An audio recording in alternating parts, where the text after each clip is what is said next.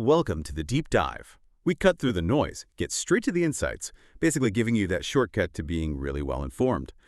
Today, we're diving headfirst into something pretty crucial, actually. It's popping up everywhere in business discussions. We're talking about how companies measure and, well, report on their impact beyond just the financial results. We all see the financial reports. But what about let's call it the social balance sheet, our mission today? To really unpack social reporting and this whole big idea of corporate social responsibility or CSR, we've looked at some really fascinating sources, articles, study guides, even a real-world company example that brings it all to life. So you'll walk away understanding why businesses are getting, frankly, hyper-aware of their social footprint. We'll explore the core ideas, weigh the arguments, because there are arguments for and against, and then, see it in action with a case study from the clothing industry. Get ready for maybe some surprising facts, some definite aha moments. Might even change how you look at some brands. Okay, so let's get into it. This fundamental shift, we hear these terms. Social performance audits, social reporting. What exactly are we talking about here? And, why are companies even doing this? Yeah, it's a great starting point. What's fascinating is the core idea, a social performance audit. It's essentially an evaluation, an independent, systematic look at how a company behaves, towards its employees, the wider community, society overall. It's assessing that social impact, but in a structured way. Yeah, an evaluation. And social reporting. That's just the next step. Communicating those findings, whether they're good or sometimes not so good, to the public, to stakeholders. It's not just like a feel-good thing. It's meant to be a formal assessment. Right, so like a proper checkup, but for the company's social health, not just its bank account. And our sources, they mentioned some supporters even say it's as important as financial reporting. Wow, that's a big statement, isn't it? Really shifts the focus. It really does. It suggests a pretty fundamental rethink of what value even means for a company. And it ties directly into something called stakeholder theory. Ah, yes, stakeholder theory. You hear that term a lot. Exactly. And it basically redefines who a company is accountable to. It argues that, a business has responsibilities that go way beyond just shareholders or employees or even just customers.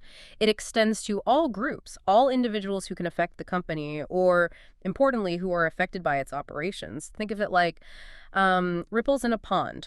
Much wider impact. Okay, so not just the obvious players. We're talking a much broader group than people directly, say, investing money or buying products. Who else falls under this stakeholder umbrella?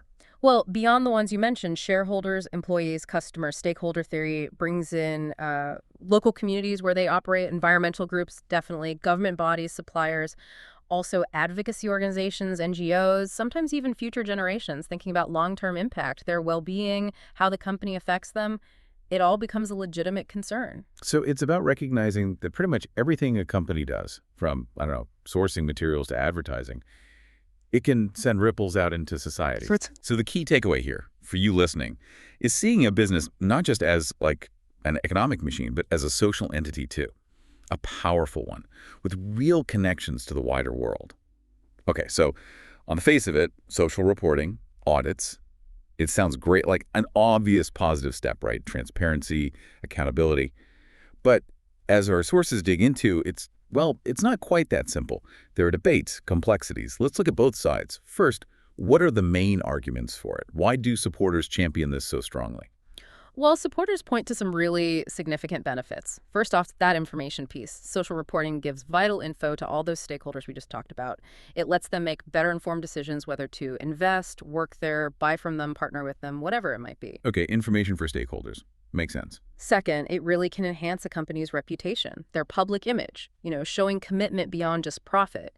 That builds trust, brand loyalty. It can actually be a competitive advantage. Right, the reputation angle. And it goes beyond just image. A really solid social audit can actually help identify and manage operational risks. Think about supply chains. Poor labor practices can cause huge disruptions. Environmental issues, too. It can also help attract talent. People increasingly want to work for companies they see as ethical. That's a big one now, yeah. And critically, especially today, strong social performance attracts investors focused on ESG. That's environmental, social, and governance factors. So it can even open up access to capital. So supporters see it as vital for real transparency and accountability. It lets outsiders look into the hood, understand what's really going on. Those are definitely strong points. Powerful incentives. Right. But, there's always another side to the coin.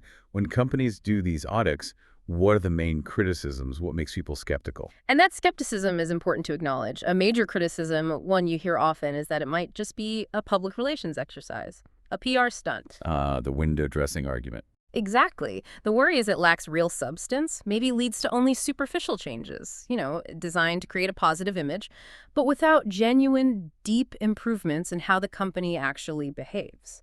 And there is this tension, right? Companies face pressure to show they're doing something, but truly rigorous, independent audits. They can be expensive, and frankly, they might uncover uncomfortable truths the company would rather not publicize. So a potential conflict there. What else?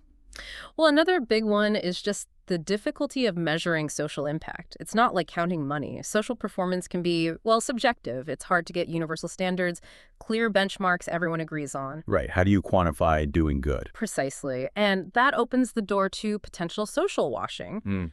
Companies making big, maybe exaggerated claims about their efforts without the actions to back them up.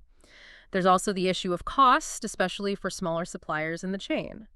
Meeting really strict social standards and proving it can be tough for them. It could even push business towards bigger players who maybe aren't scrutinized as closely on the ground. Okay, so that distinction between genuine commitment and just, window dressing is key. But if it can be used for PR, how can listeners, as consumers or maybe investors, tell the difference? Are there clues, according to the sources, things to look for that signal maybe a more superficial approach versus something real? That's a really practical question. Our sources suggest a few things. Look for third-party verification. Independent auditors, respected organizations checking the claims. That adds a lot of credibility compared to just internal reports. Okay, external checks, good point. Also, look at the specificity of what they're reporting. Are the metrics concrete? Quantifiable goals? Do they report progress, even setbacks, or is it all just vague positive statements? Vague versus specific. Got it. And transparency about failures or challenges is actually often a good sign. No company's perfect. Acknowledging where they fall short can indicate a more honest process than just, a glossy report full of only successes. Interesting. So admitting problems can be positive. It can signal authenticity, yeah. And finally, look for evidence of ongoing improvement, engagement with critics, not just static one-off reports. Is it a continuous process? Really useful pointers there. Okay, let's make this even more concrete. Let's take these ideas out of the abstract and see how they play out. Our sources provide a great case study. Rancher Jeans, a Canadian multinational clothing industry. And that industry, wow, it faces intense scrutiny, doesn't it? Oh, absolutely. The clothing industry is, as the sources say, particularly open to criticisms about sweatshop labor. It's almost synonymous with those concerns in the public mind, unfortunately. And that term, sweatshop labor, it refers to, exploitation. Underpaid people with terrible working conditions. It's labor abuse or labor exploitation, plain and simple. Grim reality. Yeah. And these complex global supply chains, often with many layers of suppliers in developing countries, make it hard to track. Our sources also specifically flag the issue of child labor, employing kids below the legal age. That's a huge ongoing concern companies like Rancher Jeans just have to confront head on. It's a stark picture. And the pressure on big visible brands like Rancher Jeans must be immense to make sure their clothes aren't part of that exploitation. So how do they try to handle it? What's their approach? Well, this is where a specific role comes in. They have someone, Giovanni Preston, who's in charge of social responsibility issues, specifically focused on that global supply chain. And his job isn't just sitting behind a desk reading reports. He's actively traveling, going to suppliers in developing countries to check labor standards. It's hands-on monitoring. Okay, so boots on the ground, he's actually going there. What's he looking for specifically on these trips? What do these labor standards mean in practice for Rancher Jeans? Are there like checklists or key metrics? He's definitely looking at specifics, not just vague ideas. Our sources detailed this. For fair pay, for instance, Rancher Jeans apparently aims for living wage benchmarks. That's often quite a bit higher than just the local legal minimum wage. Okay, so beyond just the legal minimum. Right. He'd be looking at actual wage slips, maybe interviewing workers privately, assessing the local cost of living to see if the wage is genuinely fair in that context. And then health and safety, what does that involve?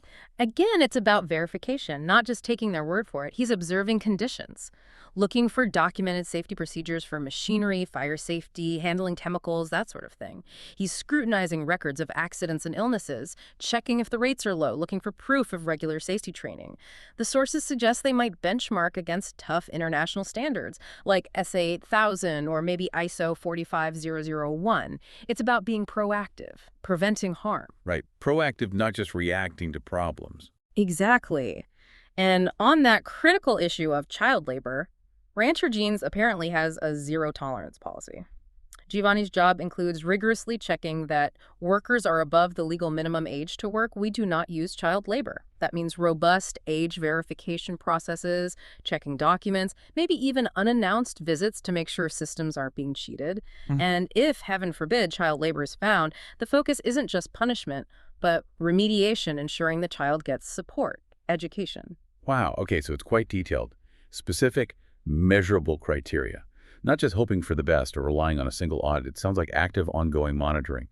And presumably there are real benefits for Rancher Jeans in doing all this beyond just, ethics. Oh, absolutely. The company is very clear-eyed about this. They know that high-profile companies such as ours are likely to be subject to scrutiny, seen and judged by people from outside. They get that visibility, and they explicitly recognize, quote, if we are seen to be socially responsible, the company will benefit. It's stated quite directly. And how does that benefit manifest? Well, several ways. Enhanced reputation, obviously. Greater customer loyalty. People increasingly care about where their clothes come from.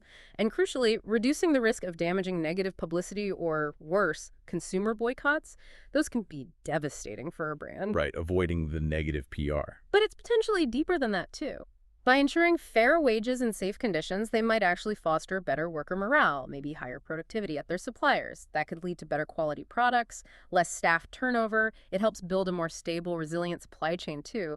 Less risk of disruption. And like we said, in today's market, appealing to conscious consumers and ethical investors, that's a real competitive edge. So yeah, the cost of not investing in this stuff, the potential downsides, often really outweigh the cost of doing it properly. That makes a lot of sense. So for you, the listener, this Rancher Jeans example really shows how these big ideas, social responsibility, stakeholder theory, actually translate into action. Real people checking real conditions, impacting workers' lives and the company's success. It's a powerful illustration that doing good ethically can actually align with good business. Okay, we've covered a lot of ground. The concepts, the debates, the real-world application. And we use quite a few specific terms along the way. To make sure we're all crystal clear on the language, let's quickly define some of those key concepts our sources highlight, especially those built around the word social. It helps to have a shared vocabulary. Definitely. Having clear definitions is super helpful because social can mean slightly different things in different contexts. Let's run through a few. Social conscience. That's when a company believes that business involves moral, ethical issues. It's like their internal guide thinking beyond just profit. Okay, the internal belief system. Social issues. These are just broad areas of concern in society. Things like unemployment, poverty, maybe environmental damage, issues that affect communities and that companies might impact or be able to influence. Got it. Problems in society. Social justice. This is the big idea that people should be treated fairly, equitably, that opportunities and resources should be distributed without bias. It's about fairness. Fairness and equity. Okay. Social responsibility. This is the overarching concept we've been discussing. It's when companies are actively concerned about the consequences of their activities on the whole community, the big picture view. The umbrella term. Social welfare. This usually refers more specifically to support systems, payments, services for people who are unemployed, sick, facing hardship. Think social safety nets. Okay, support systems. And finally, social well-being. This describes a positive state. Good working conditions, people being healthy, communities thriving. It focuses on the overall health and happiness of people within society. The positive state of being. Right. That's really helpful. Having those definitions laid out clearly helps solidify understanding. It moves us beyond just vague feelings about doing good to more concrete ideas. It gives you the language to really analyze and discuss these things, whether you're looking at a company report, reading the news, or just thinking about your own choices. Wow, what a deep dive that was. We've really journeyed through this whole landscape, haven't we? From the basics, what social audits and stakeholder theory even are, through those important debates about, are they genuine or just PR? And then seeing it all grounded in the real world with Rancher Jeans, putting social responsibility into practice in a tough industry, monitoring those specific labor standards. We really have. We've seen how businesses are becoming, well, undeniably interconnected with the society around them. And understanding that social impact, it's becoming just as vital as understanding the financials. It's clearly a dynamic area, constantly evolving. You see corporate reputation, ethics, and hard-nosed business benefits all coming together. It really highlights that a company's influence, it stretches far beyond just its profit and loss statement. It's woven right into our communities, our global economy. So let's bring it back to you, our listener. What does all this mean for you? Now that you've got this grounding in social reporting, stakeholder theory, the real efforts, and, yes, the challenges in making sure work is fair, how does this change things? How might it shift how you look at the products you buy, the companies you choose to support, maybe even how you interpret news headlines about corporate behavior?